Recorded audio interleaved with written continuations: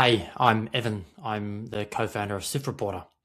So, we know a big issue and a big barrier for a lot of home inspectors moving to a new software is that they've got so much work, so many comments, so many narrative history, and a huge library of database of comments that's just really hard to bring over to a new software.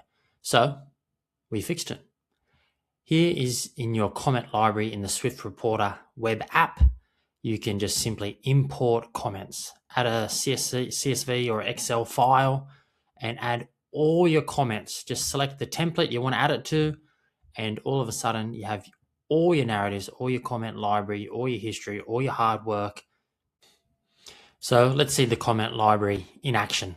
So you add observation, and then here you see all your available comments. Here we're looking at roof covering. All comments that you've used in the past will be right here, and you can just simply click on it to add to that report.